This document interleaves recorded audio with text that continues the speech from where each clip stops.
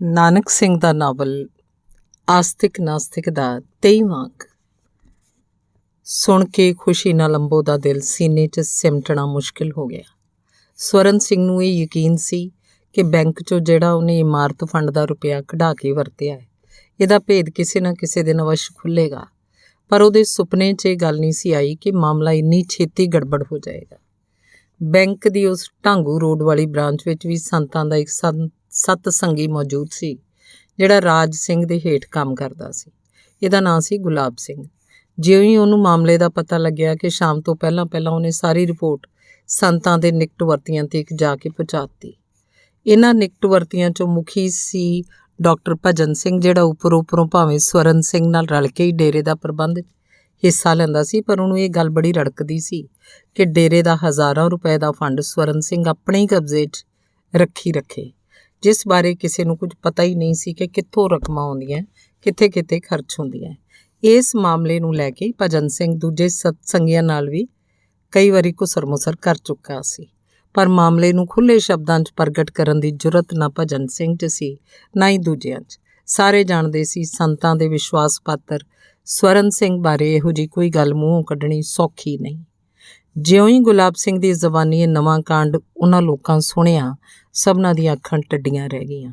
ਚੋਰੀ ਉੱਤੇ ਸੀਨਾ ਜ਼ੋਰੀ ਕਿ ਇਮਾਰਤ ਫੰਡ ਦੇ ਰੁਪਏ ਨੂੰ ਉਹਨਾਂ ਹੀ ਪੈਰਾਂ 'ਤੇ ਸਵਰਨ ਸਿੰਘ ਨੇ ਆਪਣੇ ਨਿੱਜੀ ਕਾਰੋਬਾਰ ਲਈ ਵਰਤ ਲਿਆ। ਇੱਕ ਕੁੰਡੀ ਜਦ ਖੁੱਲ੍ਹੀ ਤਾਂ ਇਹ ਤੋਂ ਬਾਅਦ ਉੱਪਰੋਂ ਥੱਲੇ ਕਈ ਛੋਟੀਆਂ ਹੋਰ ਵੀ ਖੁੱਲ੍ਹਦੀਆਂ ਚਲੀਆਂ ਗਈਆਂ। ਵਰਤ ਦੇ ਦਿਨੀ ਜਿਹੜੀ ਹਜ਼ਾਰਾਂ ਰੁਪਇਆਂ ਦੀ ਉਗਰਾਹੀ ਹੋਈ ਸੀ, ਉਹ ਸਾਰੀ ਕਿੱਥੇ ਗਈ?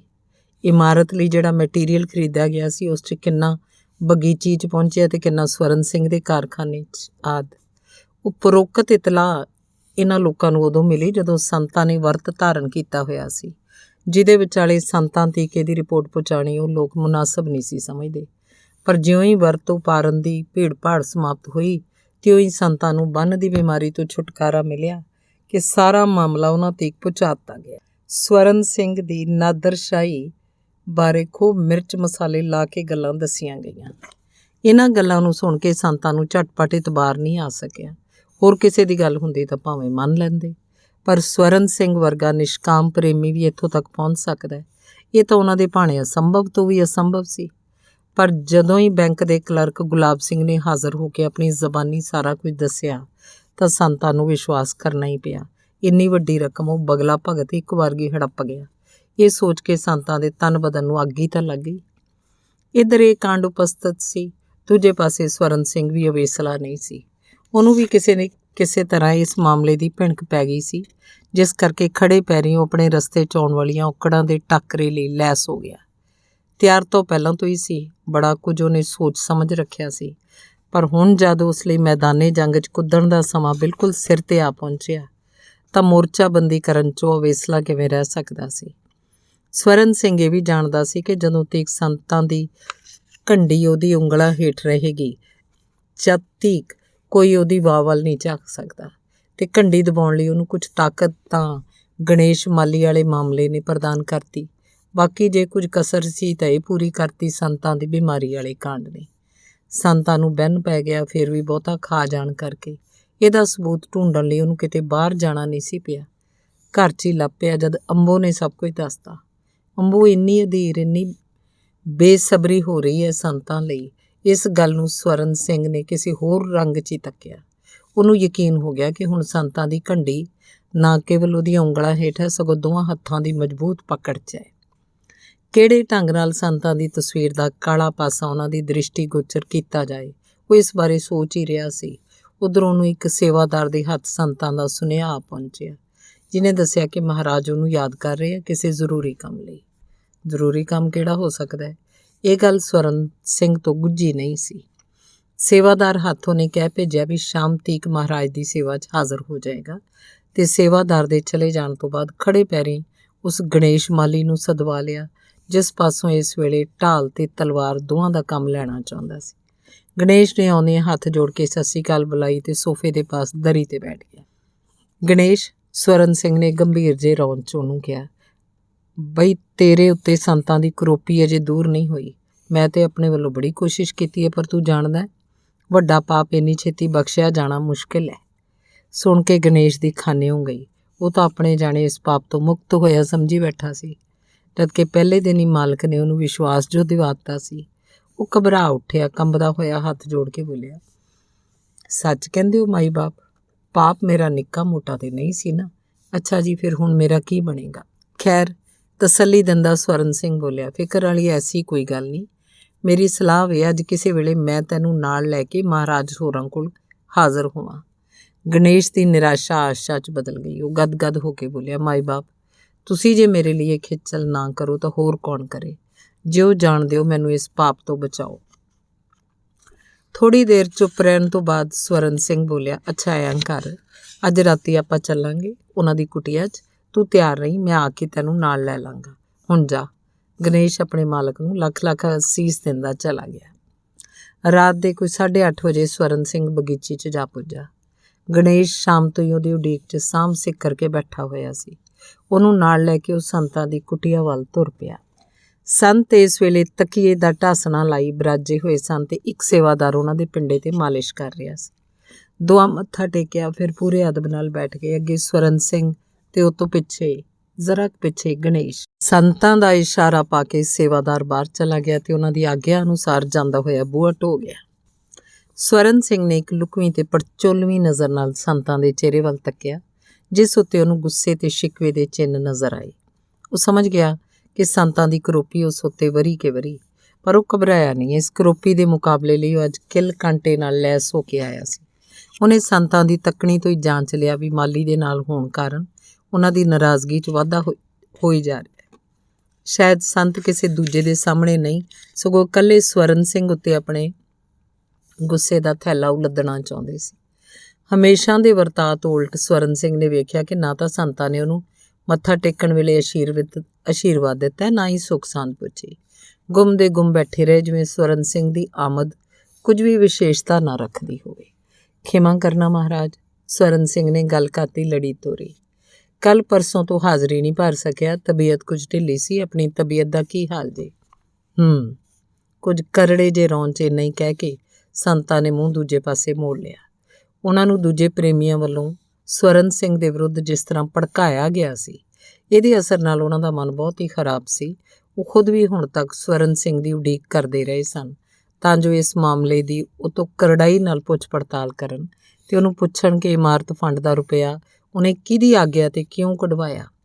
ਪਰ ਉਹ ਜਿਹੜਾ ਤੀਜਾ ਤਿਹਾਕ ਉਹ ਮਾਲੀ ਸਵਰਨ ਦੇ ਗੋਡੇ ਨਾਲ ਲੱਗਿਆ ਬੈਠਾ ਸੀ, ਇਹਦੀ ਹੋਂਦ ਉਹਨਾਂ ਨੂੰ ਖਟਕਵੀਂ ਤੇ ਅਸਹਿਜ ਜਾਪ ਰਹੀ ਸੀ। ਛੇਕੜ ਉਹਨਾਂ ਤੋਂ ਰਿਹਾ ਨਾ ਗਿਆ ਤੇ ਗਣੇਸ਼ ਵੱਲ ਤੱਕ ਕੇ ਸਵਰਨ ਸਿੰਘ ਨੂੰ ਪੁੱਛਣ ਲੱਗੇ, ਇਹ ਪ੍ਰੇਮੀ ਕਿਸ ਤਰ੍ਹਾਂ ਹੈ? ਆਪਣੇ ਵੱਲ ਸੰਤਾਂ ਦਾ ਸੰਕੇਤ ਸੁਣ ਕੇ ਮਾਲੀ, ਜਿਹੜਾ ਹੁਣ ਤੱਕ ਸਿਰ ਝੁਕਾਈ ਬੈਠਾ ਸੀ, ਜ਼ਰਾ ਸੰਭਲ ਕੇ ਬੈਠ ਗਿਆ। ਸਵਰਨ ਸਿੰਘ ਨੇ ਬੇਨਤੀ ਕੀਤੀ, ਮਹਾਰਾਜ, ਇਹਨੂੰ ਸਾਹਿਬਾਂ ਦੀ ਸੇਵਾ 'ਚ ਹਾਜ਼ਰ ਹੋਣ ਦਾ ਇੱਕ ਵਿਸ਼ੇਸ਼ ਕਾਰਨ ਹੈ। ਆਪਣੇ ਆਪ ਤਾਂ ਇਹ ਸਾਹਿਬਾਂ ਪਾਸ ਹਾਜ਼ਰ ਹੋਣੋਂ ਡਰਦਾ ਸੀ। ਇਹਦੀ ਜ਼ਬਾਨੀ ਮੈਨੂੰ ਪਤਾ ਲੱਗਾ ਕਿ ਇੱਕ ਪਾਪ ਕਰ ਬੈਠਾ ਹੈ। ਵਿਚਾਰਾ ਬੜਾ ਪਛਤਾ ਰਿਹਾ ਉਸ ਦਿਨ ਦਾ ਤੇ ਕਹਿੰਦਾ, ਜਦ ਤੱਕ ਮਹਾਰਾਜ ਮਿਹਰ ਕਰਕੇ ਬਖਸ਼ ਨਾ ਦੇਣ ਤਦ ਤੱਕ ਮੇਰੇ ਮਨ ਨੂੰ ਚੈਨ ਨਹੀਂ ਆਉਣਾ। ਪਾਪ? ਸੰਤਾਂ ਨੇ ਪਹਿਲਾਂ ਮਾਲੀ ਵੱਲ ਫਿਰ ਸਵਰਨ ਸਿੰਘ ਵੱਲ ਤੱਕ ਕੇ ਬੇਦਿਲੇ ਜੇ ਨਾਲ ਪੁੱਛਿਆ, ਕਿਹੜਾ ਐਸਾ ਪਾਪ ਹੋ ਗਿਆ ਇਸ ਪਾਸੋਂ? ਗਰੀਬ ਨਿਵਾਜ ਸਵਰਨ ਸਿੰਘ ਜਿਵੇਂ ਮਾਲੀ ਲਈ ਜੀ ਦਾਨ ਮੰਗ ਰਿਹਾ ਹੋਵੇ। ਇਹ ਆਪ ਹੀ ਬੇਨਤੀ ਕਰਨਾ ਚਾਹੁੰਦਾ ਹੈ।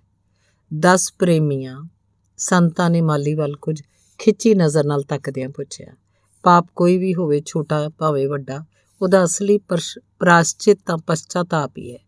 ਸੋ ਜੇ ਤੂੰ ਆਪਣੇ ਕਿਸੇ ਕੁਕਰਮ ਬਦਲੇ ਇੰਨੀ ਗੰਭੀਰਤਾ ਨਾਲ ਪਛਤਾਤਾਪ ਕਰ ਰਿਹਾ ਹੈ ਤਾਂ ਤੈਨੂੰ ਸਮਝ ਲੈਣਾ ਚਾਹੀਦਾ ਹੈ ਕਿ ਤੂੰ ਵਾਸਤਵ 'ਚ ਉਹਦਾ ਪ੍ਰਾਸ਼ਚਿਤ ਕਰ ਰਿਹਾ ਹੈ। ਫਿਰ ਵੀ ਜੇ ਕੋਈ ਤੇਰੇ ਮਨ 'ਚ ਅਜੇ ਤੱਕ ਉਲਝਣ ਬਾਕੀ ਹੈ ਤਾਂ ਅਸੀਂ ਉਹਨੂੰ ਦੂਰ ਕਰਨ ਦਾ ਯਤਨ ਕਰਾਂਗੇ। ਤੂੰ ਨਿਰਸੰਕੋਚ ਹੋ ਕੇ ਸਭ ਕੁਝ ਦੱਸ ਦੇ, ਪਰ ਜ਼ਰਾ ਛੇਤੀ, ਕਿਉਂਕਿ ਅਸੀਂ ਸਰਦਾਰ ਹੋਰਾਂ ਨਾਲ ਵੀ ਬਚਨ ਬਿਲਾਸ ਕਰਨੇ ਨੇ। ਗਣੇਸ਼ ਦੇ ਹਿਰਦੇ 'ਚ ਵੱਜ ਰਹੇ ਡੰਗ ਨੂੰ ਜਿਵੇਂ ਕਿਸੇ ਨੇ ਇੱਕ ਵਾਰਗੀ ਕੱਢ ਸੁੱਟਿਆ। ਆਪਣੇ ਤੇ ਸੰਤਾਂ ਦੀ ਇੰਨੇ ਅਨੁਗ੍ਰਹਿ ਵੇਖ ਕੇ ਉਹਦਾ ਉਹ ਡਰ ਦੂਰ ਹੋ ਗਿਆ ਜਿਹਨੇ ਉਹਦੀ ਜ਼ਬਾਨ ਨੂੰ ਪਕੜਿਆ ਸੀ। ਉਹ ਸੋਚ ਰਿਹਾ ਸੀ, ਐਡੇ ਭਿਆਨਕ ਸ਼ਬਦ ਉਸ ਮਹਾਰਾਜ ਦੇ ਸਾਹਮਣੇ ਕੀਕਣ ਜ਼ਬਾਨ 'ਤੇ ਲਿਆਵੇਗਾ। ਅੰਦਰ ਆਉਣ ਤੋਂ ਪਹਿਲਾਂ ਸਵਰਨ ਸਿੰਘ ਨੇ ਜੋ ਉਹਨੂੰ ਤਾਕੀਦ ਕਰਤੀ ਸੀ ਕਿ ਸਾਰਾ ਮਾਮਲਾ ਅਲਫ ਤੋਂ ਯੇ ਤੱਕ ਉਹ ਸੱਚੋ ਸੱਚ ਮਹਾਰਾਜ ਦੇ ਸਾਹਮਣੇ ਬਿਆਨ ਕਰ ਦੇ। ਗਣੇਸ਼ ਨੇ ਜੋ ਕੁਝ ਉਸ ਨਾਲ ਵਾਪਰਿਆ ਸੀ, ਕੰਬਦਿਆਂ ਅਥਰੂ ਵਹਾਉਂਦਿਆਂ, ਹੱਥ ਮਲਦਿਆਂ, ਆਦ ਤੋਂ ਅੰਤ ਤੱਕ ਸਭ ਕੁਝ ਅਰਜ਼ ਕਰ ਦਿੱਤਾ। ਮੱਛੀਆਂ ਫੜਦਿਆਂ ਫੜਦਿਆਂ ਜਿਵੇਂ ਕਿਸੇ ਮਛੇਰੇ ਦੇ ਹੱਥ ਨੂੰ ਸੱਪ ਡੰਗ ਜਾਏ, ਕੁਝ ਇਸ ਤਰ੍ਹਾਂ ਦੀ ਹਾਲਤ ਹੋਈ ਸੰਤਾਂ ਦੀ ਜਦ ਉਹਨਾਂ ਮਾਲੀ ਦਾ ਬਿਰਤਾਂਤ ਸੁਣਿਆ। ਵਾਤਾਵਰਨ 'ਚੋਂ ਜਿਵੇਂ ਇੱਕਦਮ ਕੋਈ ਜ਼ਹਿਰੀਲੀ ਗੈਸ ਆ ਕੇ ਉਹਨਾਂ ਦੇ ਸਿਰ ਨੂੰ ਚੜ੍ਹਦੀ ਜਾ ਰਹੀ ਹੋਵੇ। ਸਰੀਰ ਦੀਆਂ ਨਾੜਾਂ 'ਚ ਜਿਵੇਂ ਕੋਈ ਤੇਜ਼ਾਬ ਵਰਗੀ ਚੀਜ਼ ਭਰਦੀ ਜਾ ਰਹੀ ਹੋਵੇ। ਫਿਰ ਇਹ ਕਿ ਇਸ ਬਿਰਤਾਂਤ ਨੂੰ ਸੁਣਨ ਦੇ ਵਿਚਾਲੇ ਸਵਰਨ ਸਿੰਘ ਦੀ ਮੌਜੂਦਗੀ ਉਹਨਾਂ ਲਈ ਯਮਰਾਜ ਦੀ ਮੌਜੂਦਗੀ ਬਣ ਗਈ। ਉਹ ਕਿੰਨਾ ਚਿਰ ਕੁਝ ਨਾ ਬੋਲ ਸਕੇ। ਉਹਨਾਂ ਨੂੰ ਇਸ ਗੱਲ ਦਾ ਵੀ ਅਨੁਭਵ ਨਾ ਰਿਹਾ ਕਿ ਵਿਚਾਰਾ ਮਾਲੀ ਉਹਨਾਂ ਦੇ ਚਰਨਾਂ 'ਤੇ ਸਿਰ ਰੱਖ ਕੇ ਲਗਾਤਾਰ ਸਿਸਕੀਆਂ ਭਰੀ ਜਾ ਰਿਹਾ, ਪਰ ਸੰਤ ਕਿਸੇ ਅੰਦਰਲੀ ਗਲਾਜ਼ਤ 'ਚ ਗਲਦੇ ਜਾ ਰਹੇ। ਸਵਰਨ ਸਿੰਘ ਨੇ ਬੇਨਤੀ ਕੀਤੀ, ਮਹਾਰਾਜ, ਅਸਲ 'ਚ ਇਸ ਬਦਨਸੀਬ ਨੇ ਐਸਾ ਪਾਪ ਨਹੀਂ ਕੀਤਾ ਜਿਹਦੇ ਬਖਸ਼ੇ ਜਾਣ ਦੀ ਗੁੰਜਾਇਸ਼ ਕੋਈ ਨਹੀਂ, ਪਰ ਸ਼ਰਨ ਆਏ ਦੀ ਲਾਜ ਸਾਹਿਬਾਂ ਨੂੰ ਰੱਖਣੀ ਪਏਗੀ, ਨਹੀਂ ਤਾਂ ਵਿਚਾਰਾ ਸੰਤਾਪ 'ਚ ਘੁਲ-ਘੁਲ ਕੇ ਮਰ ਜਾਏਗਾ। ਪੈਰਾਂ ਤੋਂ ਦੋਸ਼ੀ ਨੂੰ ਉਠਾਉਣ ਲਈ ਸੰਤਾਂ ਨੇ ਹੱਥ ਵਧਾਇਆ। ਉਹਨਾਂ ਨੂੰ ਇਸ 'ਚ ਕਾਂਬਾ ਮਹਿਸੂਸ ਹੋਇਆ। ਇਹਦਾ ਸਿਰ ਉਤਾਂਹ ਕਰਦੇ ਬੋਲੇ, ਜਾ ਪ੍ਰੇਮੀਆਂ, ਤੇਰਾ ਅਪਰਾਧ ਬਖਸ਼ਿਆ। ਉਹਨਾਂ ਦੀ ਚਾਹ ਸੀ ਇਸ ਵਾਕ ਤੋਂ ਛੁੱਟ ਹੋਰ ਵੀ ਉਹਨੂੰ ਉਪਦੇਸ਼ ਦੇਣ, ਪਰ ਇਸ ਵੇਲੇ ਕੁਝ ਵੀ ਉਹਨਾਂ ਨੂੰ ਔੜ ਨਹੀਂ ਸਕਿਆ। ਕੇਵਲ ਇੰਨਾ ਹੀ ਕਹਿ ਕੇ ਖਾਮੋਸ਼ ਹੋ ਗਏ, ਜਾ ਕੇ ਕੰਮ ਧੰਦਾ ਕਰ ਆਪਣਾ। ਮਾਲੀ ਦੀ ਆਤਮਾ ਪ੍ਰਫੁੱਲਤ ਹੋ ਉੱਠੀ। ਉਹ ਦੂਜੀ ਤੀਹਰੀ ਵਾਰ ਮੱਥਾ ਟੇਕਣ ਤੋਂ ਬਾਅਦ ਉੱਠ ਖੜੋਤਾ। ਭਾਵੇਂ ਅਜੇ ਹੋਰ ਕੁਝ ਚਿਰ ਮਹਾਰਾਜ ਦੇ ਚਰਨਾਂ 'ਚ ਡਿੱਗਿਆ ਰਹਿਣਾ ਚਾਹੁੰਦਾ ਸੀ, ਪਰ ਹੁਕਮ ਦੀ ਪਾਲਣਾ ਕਰਨੀ ਉਸ ਲਈ ਜ਼ਰੂਰੀ ਸੀ। ਉਹ ਬਾਹਰ ਚਲਾ ਗਿਆ। ਸਵਰਨ ਸਿੰਘ ਨੂੰ ਖੂਬ ਰੱਜਵੀਆਂ ਫਟਕਾਰਾਂ ਪਾਉਣ ਲਈ ਅੱਜ ਸੰਤਾਂ ਨੇ ਮਨ ਬਣਾਇਆ ਹੋਇਆ ਸੀ, ਅੱਗੇ ਤੋਂ ਖਬਰਦਾਰ ਕਰਨ ਲਈ। ਇਹ ਤੋਂ ਛੁੱਟ ਅੱਜ ਹੀ ਇਮਾਰਤ ਫੰਡ ਦਾ ਸਾਰਾ ਰੁਪਇਆ ਮੋੜਨ ਲਈ ਤੇ ਇਸ ਚੌਧਰ ਤੋਂ ਦਸਤਬਰਦਾਰ ਹੋਣ ਦਾ ਹੁਕਮ ਹੋਣ ਲਈ ਵੀ। ਪਰ ਇਹ ਸਾਰੇ ਦਾ ਸਾਰਾ ਮਜ਼ਮੂਨ ਇਸ ਵੇਲੇ ਜਿਵੇਂ ਉਹਨਾਂ ਦੇ ਹਲਕ 'ਚ ਫਸ ਕੇ ਰਹਿ ਗਿਆ। ਇੱਧਰ ਸਵਰਨ ਸਿੰਘ ਨੇ ਜਦ ਕਾਫੀ ਉਡੀਕ ਤੋਂ ਬਾਅਦ ਵੀ ਸੰਤਾਂ ਦੇ ਬੁੱਲ੍ਹ ਖੁੱਲ੍ਹਦੇ ਨਾ ਵੇਖੇ, ਉਹਨੇ ਆਪ ਹੀ ਪ੍ਰਸੰਗ ਬਦਲਿਆ। ਬੇਨਤੀ ਕੀਤੀ, ਮਹਾਰਾਜ ਦਾ ਹੁਕਮਨਾਮਾ ਪਹੁੰਚਿਆ ਸੀ, ਪਰ ਉਸ ਵੇਲੇ ਦਾਸ ਕਿਸੇ ਕੰਮ 'ਚ ਉਲਝਿਆ ਹੋਇਆ ਸੀ। ਨਾਲੇ ਸੋਚਿਆ ਰਾਤ ਦਾ ਵਕਤ ਦੋਹਾਂ ਲਈ ਵਿਹਲਾ ਹੋਏਗਾ, ਸੋ ਇਸ ਦੇਰੀ ਲਈ ਖਿਮਾ ਮੰਗਦਾ। ਕੋਈ ਖਾਸ ਕੰਮ ਸੀ? ਨਹੀਂ, ਉਵੇਂ ਹੀ ਅੱਖਾਂ ਝੁਕਾਈ ਸੰਤਾਂ ਨੇ ਜਵਾਬ ਦਿੱਤਾ, ਕੰਮ ਤਾਂ ਕੋਈ ਖਾਸ ਨਹੀਂ ਸੀ। ਪਿਛਲੇ 2 ਦਿਨਾਂ ਤੋਂ ਤੁਸੀਂ ਮਿਲੇ ਨਹੀਂ, ਮਿਲਣ ਨੂੰ ਜੀ ਕਰਦਾ ਸੀ ਐਵੇਂ। ਬੜੀ ਕਿਰਪਾ ਮਹਾਰਾਜ ਦੀ ਜੋ ਇਸ ਕੁੱਕਰ ਨੂੰ ਯਾਦ ਰੱਖਦੇ, ਉਹਨੇ ਪੂਰੇ ਅਦਬ ਦੇ ਰੰਗ 'ਚ ਕਿਹਾ। ਸਵਰਨ ਸਿੰਘ ਨੇ ਜਦ ਵੇਖਿਆ ਵੀ ਉਹਦਾ ਚਲਾਇਆ ਹੋਇਆ ਹਥਿਆਰ ਐਨ ਨਿਸ਼ਾਨੇ ਸਿਰ ਬੈਠਾ ਤਾਂ ਜ਼ਖਮ ਨੂੰ ਹੋਰ ਛੇੜਨਾ ਮੁਨਾਸਬ ਨਾ ਸਮਝਿਆ। ਜ਼ਖਮ ਵੀ ਤਾਂ ਐਸਾ ਹੀ ਸੀ ਜਿਹਨੇ ਜ਼ਖਮੀ ਨੂੰ ਹਿੱਲਣ ਜੋਗਾ ਨਾ ਛੱਡਿਆ ਹੋਵੇ, ਪਰ ਸਵਰਨ ਸਿੰਘ ਲਈ ਨਾ ਛੇੜਨਾ ਹੀ ਤਾਂ ਕਾਫੀ ਨਹੀਂ ਸੀ। ਕਦੇ ਇਸ ਜ਼ਖਮ ਦੀ ਕੁਝ ਲੋੜ ਹੁੰਦੀ ਹੈ। ਨਾਲੇ ਵੈਸੇ ਵੀ ਉਹ ਲੜਕੀ ਸਾਹਿਬਾਂ ਦੀ ਕਿਰਪਾ ਦ੍ਰਿਸ਼ਟੀ ਦੀ ਪਾਤਰ ਹੈ। ਜਦ ਤੋਂ ਪ੍ਰਸ਼ਾਦ ਪਹੁੰਚਾਉਣ ਦੀ ਸੇਵਾ ਤੋਂ ਵਾਂਝੀ ਗਈ ਹੈ, ਬੜੀ ਉਦਾਸ ਤੇ ਨਿੰਮੋ ਝੂਣੀ ਰਹਿੰਦੀ ਹੈ। ਹਰ ਵੇਲੇ ਸਾਹਿਬਾਂ ਦੀ ਸੰਗਤ ਨੇ ਉਹਨੂੰ ਜਗਿਆਸਾ ਦੀ ਲਗਨ ਲਾਤੀ ਹੈ। ਰਿਸ਼ਵਤ 'ਚ ਕਹਿੰਦੇ ਨੇ ਫੌਲਾਦ ਵਰਗੀ ਸਖਤ ਚੀਜ਼ ਨੂੰ ਵੀ ਭੰਗਾਰਨ ਦੀ ਸ਼ਕਤੀ ਹੁੰਦੀ ਹੈ। ਬੜੇ ਬੜੇ ਅਸੂਲ ਪ੍ਰਸਤੀ ਦਾ ਦੰਭ ਕਰਨ ਵਾਲਿਆਂ ਨੂੰ ਇਹ ਮੋਮ ਦੇ ਨੱਕ ਵਾਂਗ ਜਿੱਧਰ ਚਾਹੇ ਮੋੜ ਸਕਦੀ ਹੈ। ਪਰ ਜਿਹੜੀ ਰਿਸ਼ਵਤ ਇਸ ਵੇਲੇ ਸਵਰਨ ਸਿੰਘ ਪੇਸ਼ ਕਰ ਰਿਹਾ ਸੀ, ਇਹ ਤਾਂ ਰਿਸ਼ਵਤ ਨਾ ਹੋ ਕੇ ਸੰਤਾਂ ਲਈ ਮੂੰਹ ਮੰਗੀ ਮੁਰਾਦ ਵੀ ਸੀ। ਭਾਵੇਂ ਉਹ ਜਾਣਦੇ ਸੀ ਇਸ ਰਿਸ਼ਵਤ ਦੇ ਉਹਲੇ ਸਵਰਨ ਸਿੰਘ ਦਾ ਸਵਾਰਥ ਕੰਮ ਕਰ ਰਿਹਾ, ਫਿਰ ਵੀ ਉਹ ਇਸ ਪੇਸ਼ਕਸ਼ ਨੂੰ ਠੁਕਰਾ ਨਹੀਂ ਸਕੇ। ਥੋੜ੍ਹੀ ਬਹੁਤ ਜਾਇਓ ਕਹਿ ਲਓ ਦਿਖਾਵੇ ਦੀ ਨਾ ਨੁੱਕਰ ਤੋਂ ਬਾਅਦ ਸੰਤਾਂ ਨੇ ਉਹਦੀ ਪ੍ਰਾਰਥਨਾ ਸਵੀਕਾਰ ਕਰ ਲਈ ਤੇ ਜਿਸ ਮਤਲਬ ਲਈ ਉਹਨਾਂ ਨੇ ਅੱਜ ਸਵਰਨ ਸਿੰਘ ਨੂੰ ਸੱਦ ਘੱਲਿਆ ਸੀ, ਉਹ ਸੰਤਾਂ ਲਈ ਇਸ ਵੇਲੇ ਸਵਰਨ ਸਿੰਘ ਦੀ ਮੌਜੂਦਗੀ 'ਚ ਹੋਰ ਅਸਹਿ ਤੇ ਸਾਹ ਘੁੱਟਵੀਂ ਹੁੰਦੀ ਜਾ ਰਹੀ ਸੀ। ਉਹਦੇ ਮੂੰਹੋਂ ਨਿਕਲੀ ਹੋਈ ਹਰ ਇੱਕ ਗੱਲ ਜਿਵੇਂ ਕਿਸੇ ਅੰਦਰਲੇ ਜ਼ਖਮ ਲਈ ਚੋਭਾਂ ਦਾ ਕੰਮ ਕਰ ਰਹੀ ਸੀ। ਸਵਰਨ ਸਿੰਘ ਨੂੰ ਕੁਝ ਤਰਸ ਜਿਹਾ ਆ ਗਿਆ ਸੰਤਾਂ ਦੀ ਹਾਲਤ 'ਤੇ। ਇਸ ਤਰਸਯੋਗ ਹਾਲਤ 'ਚ ਉਹਨੂੰ ਕਿੰਨਾ ਸਵਾਦ ਆ ਰਿਹਾ ਸੀ। ਉਹ ਬੋਲਿਆ, ਬੜਾ ਕਸ਼ਟ ਝਾਕਿਆ ਸਾਹਿਬਾਂ ਨੇ।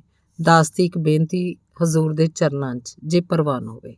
ਦੱਸੋ, ਉਸੇ ਮੋਈ ਆਵਾਜ਼ 'ਚ ਸੰਤਾਂ ਕਿਹਾ। ਮਹਾਰਾਜ ਦਾ ਸਰੀਰ ਬੜਾ ਕਮਜ਼ੋਰ ਹੋ ਗਿਆ, ਜਿਸ ਲਈ ਸੇਵਾ ਟਹਿਲ ਦਾ ਖਾਸ ਤੌਰ 'ਤੇ ਖਿਆਲ ਰੱਖਣਾ ਬੜਾ ਜ਼ਰੂਰੀ ਹੈ। ਇੱਥੋਂ ਦੇ ਸੇਵਾਦਾਰ ਵੀ ਤਾਂ ਕੋਈ ਐਡੇ ਸਿਆਣੇ ਨਹੀਂ। ਜੇ ਸਿਆਣੇ ਹੁੰਦੇ ਤਾਂ ਸਾਹਿਬਾਂ ਨੂੰ ਇਹ ਬੰਨ ਦੀ ਤਕਲੀਫ ਕਦੀ ਨਾ ਹੁੰਦੀ। ਸੋ ਜੇ ਹੁਕਮ ਹੋਵੇ ਤਾਂ ਅੰਬੋ ਨੂੰ ਕੁਝ ਦਿਨਾਂ ਲਈ ਇੱਥੇ ਭੇਜ ਦਿੱਤਾ ਜਾਏ। ਜਦ ਤੱਕ ਸਾਹਿਬਾਂ ਦੀ ਸਿਹਤ ਬਿਲਕੁਲ ਠੀਕ ਨਹੀਂ ਹੋ ਜਾਂਦੀ, ਉਹ ਇੱਥੇ ਹੀ ਰਹੇਗੀ। ਅਸਲ 'ਚ ਸੱਚੇ ਪਾਤਸ਼ਾਹ ਬਿਮਾਰ ਦੀ ਦੇਖਭਾਲ ਦਾ ਕੰਮ ਜਨਾਨੀਆਂ ਹੀ ਸੰਭਾਲ ਸਕਦੀਆਂ ਨੇ। ਮਰਦ ਭਾਵੇਂ ਕਿੰਨਾ ਸਿਆਣਾ ਹੋਵੇ, ਪੂਰੀ ਤਰ੍ਹਾਂ ਨਹੀਂ ਸਮਝ ਸਕਦਾ ਕਿ ਬਿਮਾਰ ਨੂੰ ਕਿਹੜੇ ਵੇਲੇ ਕਿਹੜੀ ਚੀਜ਼ ਦੀ ਲੋੜ ਹੁੰਦੀ ਹੈ। ਉਹ ਹੁਣ ਕੁਝ ਮੱਲਮ ਪੱਟੀ ਵੀ ਕਰਨੀ ਚਾਹੁੰਦਾ ਸੀ। ਮੱਲਮ ਜਿਹੜੀ ਉਹਨੇ ਜ਼ਹਿਰ ਦੀ ਪੁੱਠ ਦੇ ਕੇ ਤਿਆਰ ਕਰ ਰੱਖੀ ਸੀ। ਉਸੇ ਦੀਨ ਭਾਵ 'ਚ ਬੋਲਿਆ, ਸਾਹਿਬਾਂ ਦੀ ਤਬੀਅਤ ਕਾਫੀ ਖਰਾਬ ਹੈ ਸ਼ਾਇਦ। ਹਾਂ, ਸੰਤ ਉਸੇ ਢੱਠੀ ਆਵਾਜ਼ 'ਚ ਬੋਲੇ। ਕਮਜ਼ੋਰੀ ਕੁਝ ਜ਼ਿਆਦਾ ਮਾਲੂਮ ਹੁੰਦੀ ਹੈ। ਕਮਜ਼ੋਰੀ ਤੇ ਹੋਣੀ ਹੋਈ ਮਹਾਰਾਜ। ਸਵਰਨ ਸਿੰਘ ਪੀਡਾ ਜਿਹਾ ਮੂੰਹ ਬਣਾ ਕੇ ਬੋਲਿਆ। ਇੱਕ ਤਾਂ ਪੂਰੇ 15 ਦਿਨ ਦੀ ਭੁੱਖ ਨੇ ਸਰੀਰ ਨੂੰ ਨਿਢਾਲ ਕਰ ਦਿੱਤਾ, ਉੱਤੋਂ ਇਹ ਜਿਹੜਾ ਬੰਨ ਪੈ ਗਿਆ ਇਹਦੀ ਤਕਲੀਫ ਨੇ ਓੜਕ ਹੀ ਕਰ ਦਿੱਤੀ। ਡਾਕਟਰ ਦੱਸਦਾ ਸੀ ਅਖੇ ਕਿਸੇ ਸਖਤ ਖੁਰਾਕ ਦਾ ਮਲ ਨਿਕਲਿਆ ਮਿਹਦੇ ਚੋਂ। ਹੈਰਾਨੀ ਤਾਂ ਇਸ ਗੱਲ ਦੀ ਹੈ ਕਿ ਸਾਹਿਬਾ ਨੇ 15 ਦਿਨ ਪੂਰੇ ਤੌਰ 'ਤੇ ਨਿਰਾਹਾਰ ਗੁਜ਼ਾਰੇ, ਕੋਈ ਰਤਾ ਜਿੰਨੀ ਚੀਜ਼ ਜਮਾਨ ਨੂੰ ਨਹੀਂ ਛੁਆਈ। ਫਿਰ ਇਹ ਭਾਣਾ ਕਿਸ ਤਰ੍ਹਾਂ ਵਰਤ ਗਿਆ? ਮੈਨੂੰ ਤੇ ਡਾਕਟਰ ਦੀ ਰਾਏ ਨਿਰੀ ਪੂਰੀ ਗੱਪ ਮਾਲੂਮ ਹੁੰਦੀ ਹੈ। ਪ੍ਰਸ਼ਨ ਮਹਾਰਾਜ ਦੀ ਯਾਦੋਂ ਹੀ ਉਤਰ ਗਿਆ ਜਿਵੇਂ। ਥੋੜ੍ਹੀ ਦੇਰ ਬਾਅਦ ਮੱਥਾ ਟੇਕ ਕੇ ਆਸ਼ੀਰਵਾਦ ਲੈ ਕੇ ਸਵਰਨ ਸਿੰਘ ਉੱਠ ਖੜੋਤਾ। ਅੰਗ 24ਵਾਂ। ਅੰਮ੍ਰਿਤ ਤੋਂ ਫੇਰ ਆ ਗਈ। ਕੁਝ ਅਨੋਖੇ ਜਿਹੇ ਢੰਗ ਨਾਲ ਸੰਤਾਂ ਨੇ ਉਸ ਉੱਤੇ ਇਹ ਪ੍ਰਸ਼ਨ ਕੀਤਾ। ਜਦੋਂ ਸਵਰਨ ਸਿੰਘ ਦੇ ਜਾਣ ਤੋਂ 2 ਘੰਟੇ ਬਾਅਦ ਅੰਬੋ ਨੇ ਕੁਟੀਆ 'ਚ ਪ੍ਰਵੇਸ਼ ਕੀਤਾ। ਗਣੇਸ਼ ਮਾਲੀ ਨੇ ਕਿੰਨਾ ਲਟਾਪਟਾ ਚੁੱਕਿਆ ਹੋਇਆ ਸੀ, ਜਿਹੜਾ ਨਾਲ ਦੀ ਰਸੋਈ 'ਚ ਰੱਖ ਕੇ ਤੇ ਮੱਥਾ ਟੇਕ ਕੇ ਵਾਪਸ ਚਲਾ ਗਿਆ। ਇਹ ਸੰਤਾਂ ਦੀ ਰਸੋਈ ਲਈ ਲੋੜੀਂਦਾ ਸਮਾਨ ਸੀ। ਜਵਾਬ 'ਚ ਅੰਬੋ ਕੁਝ ਨਹੀਂ ਬੋਲ ਸਕੀ, ਜਿਵੇਂ ਯੁੱਗਾਂ ਦੇ ਉਦਰੇਵੇਂ ਨੇ ਉਹਦੀ ਜ਼ਬਾਨ ਨੂੰ ਜੜ ਕਰਤਾ ਹੋਵੇ। ਸੰਤਾਂ ਦੇ ਸਵਾਲ ਦਾ ਜਵਾਬ ਉਹ ਅਥਰੂਆਂ ਤੋਂ ਛੁੱਟ ਹੋਰ ਕਿਸੇ ਢੰਗ ਨਾਲ ਨਾ ਦੇ ਸਕੀ। ਉਹ ਆਪਣੇ ਮਹਾਰਾਜ ਦੇ ਚਰਨਾਂ ਉੱਤੇ ਸਿਰ ਰੱਖ ਕੇ ਰੋਈ ਗਈ। ਰੋਣ ਦਾ ਕੀ ਕਾਰਨ ਹੈ ਅੰਮ੍ਰਿਤ? ਸੰਤਾਂ ਨੇ ਦੁਬਾਰਾ ਪ੍ਰਸ਼ਨ ਕੀਤਾ, ਨਾਲ ਹੱਥ ਵਧਾ ਕੇ ਉਹਦਾ ਸਿਰ ਪਲੋਸਣ ਲੱਗੇ। ਅਥਰੂਆਂ ਥਾਣੀ ਦਿਲ ਦਾ ਬੋਝ ਕਾਫੀ ਹਲਕਾ ਹੋ ਜਾਣ ਤੋਂ ਬਾਅਦ ਅੰਬੋ ਨੂੰ ਬੋਲਣ ਦੀ ਆਸੰਗ ਹੋ ਆਈ ਤੇ ਅਥਰੂਆਂ 'ਚ ਭਿੱਜ ਕੇ ਆਵਾਜ਼ ਨਿਕਲੀ, ਮੈਨੂੰ ਪਾਪੜ ਨੂੰ ਬਖਸ਼ ਲਓ ਸਤਿਗੁਰੂ। ਮੈਂ ਹੋਰ ਉਹ ਤੋਂ ਬੋਲਿਆ ਨਾ ਜਾ ਸਕਿਆ।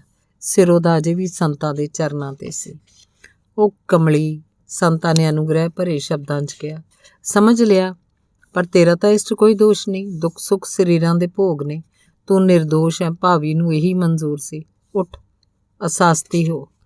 ਅੰਬੋ ਨੇ ਸਿਰ ਚੁੱਕਿਆ। ਸੰਤਾਂ ਲਈ ਬਹੁਤਾ ਬੋਲਣਾ ਹਾਨੀਕਾਰਕ ਹੋਏਗਾ, ਇਸ ਖਿਆਲੋਂ ਉਹਨੇ ਮਨ ਦੇ ਵੇਗ ਨੂੰ ਰੋਕ ਲਿਆ ਤੇ ਹੋਰ ਕਿੰਨਾ ਕੁਝ ਕਹਿਣ ਲਈ ਉਹ ਬੇਬਲ ਹੋ ਰਹੀ ਸੀ, ਜਿਹਨੂੰ ਕਿਸੇ ਹੋਰ ਵੇਲੇ ਲਈ ਛੱਡ ਕੇ ਮੰਜੇ ਦੀ ਪੈਂਦ ਵੱਲ ਬੈਠ ਕੇ ਸਹਿਜੇ ਸਹਿਜੇ ਸੰਤਾਂ ਦੇ ਪੈਰ ਘੁੱਟਣ ਲੱਗ ਪਈ।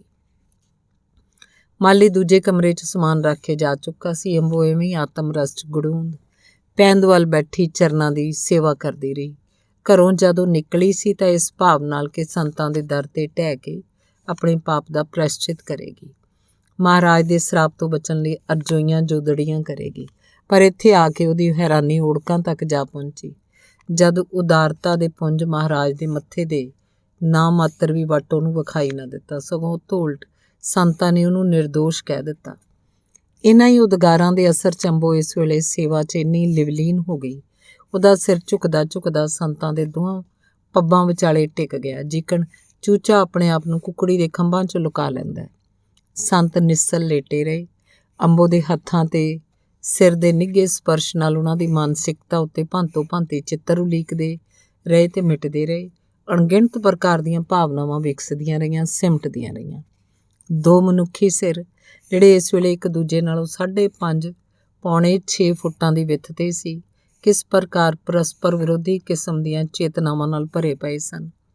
ਇੱਕ ਸਰਹੰਦੀ ਵੱਲ, ਦੂਜਾ ਪੈਂਦ ਵੱਲ। ਇੱਕ ਸਿਰ ਵਿੱਚ ਜੇ ਇਸ ਵੇਲੇ ਵਾਸ਼ਨਾ ਦੀ ਤੀਖਣਤਾ ਭਰਦੀ ਚਲੀ ਜਾ ਰਹੀ ਸੀ, ਦੂਜੇ 'ਚ ਕਿਸੇ ਰੂਹਾਨੀ ਉਨਮਾਦ ਦੀ ਮਧੁਰਤਾ, ਕਿਸੇ ਸ਼ਾਂਤ ਰਸ ਦੀ ਸੀਤਲਤਾ। ਇੱਕ ਸਿਰ ਵਿਚਲਾ ਦਿਮਾਗ ਜੇ ਕਿਸੇ ਪਰਲੋਕਾਰੀ ਦੁਰਘਟਨਾ ਵੱਲ ਖਿੱਚੀਂਦਾ ਜਾ ਰਿਹਾ ਸੀ, ਦੂਜਾ ਕਿਸੇ ਅਮਰ ਜੋਤੀ ਦੇ ਮੰਡਲਾਂ ਦੀ ਆਸ਼ਾ ਨਾਲ ਖੀਵਾ ਹੋਈ ਜਾ ਰਿਹਾ ਸੀ। ਇੱਕ ਜੇ ਪਤਾਲ ਦੇ ਹਨੇਰੇ 'ਚ ਭਟਕ ਰਿਹਾ ਸੀ ਤੇ ਦੂਜਾ ਪ੍ਰਕਾਸ਼ ਮਚਣ ਲਈ ਤਰਲੋ ਮੱਛੀ ਹੁੰਦਾ ਪਿਆ ਸੀ। ਅੰਬੋ ਨੇ ਕੁਟੀਆ 'ਚ ਆਉਂਦਿਆਂ ਹੀ ਸਾਰੇ ਮਨ ਨਾਲ ਸੰਤਾਂ ਦੀ ਸੇਵਾ ਦਾ ਜਿੰਮਾ ਚੁੱਕ ਲਿਆ। ਜਦੋਂ ਵੀ ਵੇਖੋ ਆਪਣੇ ਮਹਾਰਾਜ ਲਈ ਕੁਝ ਨਾ ਕੁਝ ਕਰਦੀ ਵਿਖਾਈ ਦਿੰਦੀ। ਇੱਥੋਂ ਤੱਕ ਕਿ ਰਾਤੀ ਜਦੋਂ ਸੰਤ ਸੁੱਤੇ ਹੁੰਦੇ ਤਾਂ ਵੀ ਉਹਦੇ ਦਿਲ ਨੂੰ ਚੈਨ ਨਾ ਆਉਂਦਾ। ਜਦੋਂ ਵੀ ਜ਼ਰਾ ਕੁ ਉਹਨਾਂ ਦੇ ਪਾਸਾ ਪਰਤਣ ਜਾਂ ਹਿੱਲਣ ਦੀ ਬਿੜਕ ਉਹਨੂੰ ਪੈਂਦੀ, ਉਹ ਆਪਣੇ ਕਮਰੇ 'ਚ ਉੱਠ ਕੇ ਦੱਬੇ ਪੈਰੀਂ ਵਿਚਲੇ ਬੂਹੇ ਥਾਣੀ ਲੰਘ ਕੇ ਉਹਨਾਂ ਦੇ ਪਾਸ ਆ ਖਲੋਂਦੀ ਤੇ ਕਿੰਨਾ ਕਿੰਨਾ ਚਿਰ ਟਿਕ ਟਿਕੀ ਬੰਨੀ ਉਹਨਾਂ ਵੱਲ ਤੱਕਦੀ ਰਹਿੰਦੀ। ਸੰਤਾਂ ਨੂੰ ਇਸ ਗੱਲ ਦਾ ਵਿਸ਼ਵਾਸ ਹੋ ਚੁੱਕਾ ਸੀ ਕਿ ਸ਼ਰਧਾ ਤੇ ਪ੍ਰੇਮ ਦੀ ਪੁਜਾਰਨ ਕਿੰਜ ਉਹਨਾਂ ਦੇ ਆਰਾਮ ਖਾਤਰ ਆਪਣੇ ਆਰਾਮ ਦੀ ਬਲੀ ਦੇ ਰਹੀ ਹੈ, ਕਿਸ ਤਰ੍ਹਾਂ ਉਹਨਾਂ ਨੂੰ ਅਰੋਕ ਕਰਨ ਖਾਤਰ ਆਪਣੀ ਜਾਨ ਲੜਾ ਰਹੀ ਹੈ। ਪਰ ਬਜਾਏ ਇਹਦੇ ਕਿ ਅੰਬੋ ਦੀ ਇਸ ਕਠਨ ਘਾਲਣਾ ਦੇ ਅਸਰ ਦੇ ਤੌਰ 'ਤੇ ਸੰਤਾਂ ਦੇ ਮਨ ਨੂੰ ਸ਼ਾਂਤੀ ਮਿਲਦੀ, ਉਲਟਾ ਇੱਕ ਤਪਸ਼ ਜਿਹੀ, ਇੱਕ ਅੱਗ ਜਿਹੀ ਉਹਨਾਂ ਦੇ ਅੰਦਰ ਪੈਦਾ ਹੋਈ ਜਾਂਦੀ। ਪੈਦਾ ਹੋਣ ਤੋਂ ਬਾਅਦ ਇੰਨੀ ਛੇਤੀ ਛੇਤੀ ਉਹਨਾਂ ਦੇ ਮਨ ਨੂੰ, ਖਿਆਲਾਂ ਨੂੰ ਅਤੇ ਬਿਰਤੀਆਂ ਨੂੰ ਆਪਣੇ 'ਚ ਲਪੇਟ ਲਈ ਜਾਂਦੀ ਕਿ ਬਾਜੇ ਵੇਲੇ ਤਾਂ ਉਹਨਾਂ ਲਈ ਸੰਭਾਲਣਾ ਮੁਸ਼ਕਿਲ ਹੋ ਜਾਂਦਾ। ਉਹਨਾਂ ਦੇ ਅੰਦਰੋਂ ਚਾਹ ਉੱਠਦੀ ਇਸ ਅੱਗ ਜਾਂ ਤਪਸ਼ ਨੂੰ ਬੁਝਾਉਣ ਲਈ, ਉਹ ਸਮੁੱਚੀ ਅੰਬੋ ਨੂੰ ਆਪਣੇ ਹਿਰਦੇ ਅੰਦਰ ਸਮੋਹ ਲੈਣ ਲਈ, ਪਰ ਸ਼ਾਇਦ ਅਜੇ ਤੱਕ ਆਪਣੇ ਵਿਅਕਤੀਗਤ ਵਕਾਰ ਦੀ ਅਨੁਭਵਤਾ ਉਹਨਾਂ ਦੇ ਅੰਦਰੋਂ ਪੂਰੀ ਤਰ੍ਹਾਂ ਖਤਮ ਨਹੀਂ ਸੀ ਹੋਈ। ਜਾਏ ਅੰਬੋ ਦੇ ਸ਼ਰਧਾ 'ਚ ਲੋਟ-ਪੋਟ ਮਨ ਨੂੰ ਕਿਸੇ ਕਿਸਮ ਦੇ ਜ਼ਹਿਰ ਨਾਲ ਜ਼ਹਿਰੀਲਾ ਕਰਨ ਦੀ ਜ਼ਰੂਰਤ ਉਹਨਾਂ ਨੂੰ ਹਾਲੇ ਨਹੀਂ ਸੀ ਹੋ ਸਕੀ। ਜਿੰਨੀ ਵਾਰ ਉਹਨਾਂ ਦੇ ਅੰਦਰ ਕਿਸੇ ਵਾਸ਼ਨਾਮਈ ਸ਼ਬਦ ਜਾਂ ਸਪਰਸ਼ ਦੀ ਭਾਵਨਾ ਉੱਠਦੀ, ਇਹਨੂੰ ਉਹ ਮੁੜ ਅੰਧੇਰੇ ਦਬਾਈ ਰੱਖਣ ਦਾ ਯਤਨ ਕਰੀ ਜਾਂਦੇ। ਇਹ ਯਤਨ ਹੋਰ ਕਿੰਨਾ ਕੁ ਚਿਰ ਉਹਨਾਂ ਦਾ ਸਾਥ ਦੇਵੇਗਾ? ਕਦੋਂ ਤੀਕ ਉਹ ਵਾਸ਼ਨਾ ਦੇ ਤੂਫਾਨ ਨੂੰ ਸੀਨੇ ਦੇ ਕਮਜ਼ੋਰ ਕੰਢਿਆਂ ਅੰਦਰ ਰੋਕੀ ਰੱਖ ਸਕਣਗੇ? ਇਸ ਬਾਰੇ ਜਦ ਕਦੀ ਸੋਚਦੇ, ਉਹਨਾਂ ਨੂੰ ਆਪਣੇ ਅੰਦਰ ਛੁੱਟ ਖਿਲਾ ਤੋਂ ਕੁਝ ਵੀ ਦਿਖਾਈ ਨਾ ਦਿੰਦਾ। ਕਦੀ ਕਦੀ ਇੱਕ ਹੋਰ ਖਿਆਲ ਵੀ ਉੱਠਦਾ, ਇਹਨੂੰ ਕਹਿ ਦਿਆਂ ਹੁਣ ਮੈਨੂੰ ਤੇਰੀ ਸੇਵਾ ਦੀ ਲੋੜ ਨਹੀਂ, ਹੁਣ ਤੂੰ ਚਲੀ ਜਾ। ਅਤੇ ਇਹ ਖਿਆਲ ਅਵੱਸ਼ ਉਹਨਾਂ ਦੇ ਹਨੇਰੇ ਮਨ ਦੀਆਂ ਕੰਨੀਆਂ 'ਤੇ ਕੁਝ ਰੌਸ਼ਨੀ ਦੀਆਂ ਛੁਆ ਸੁੱਟਦਾ, ਪਰ ਕਿੰਨੇ ਕੁ ਚਿਰ ਲਈ? ਮਸੇ ਉਨੀ ਦੇਰ ਲਈ ਜਿੰਨੀ ਦੇਰ 'ਚ ਕਾਲੇ ਬੱਦਲਾਂ 'ਚੋਂ ਬਿਜਲੀ ਚਮਕ ਕੇ ਮੁੜ ਗੁੰਮ ਹੋ ਜਾਇਆ ਕਰਦੀ ਹੈ। ਇਹ ਤੋਂ ਬਾਅਦ ਫਿਰ ਉਹਨਾਂ ਨੂੰ ਆਪਣੇ ਅੰਦਰ ਉਹੀ ਹਨੇਰਾ, ਉਹੀ ਤਪਸ਼ ਮਹਿਸੂਸ ਹੋਣ ਲੱਗ ਪੈਂਦੀ। ਧੰਨਵਾਦ। ਚੱਲਦਾ।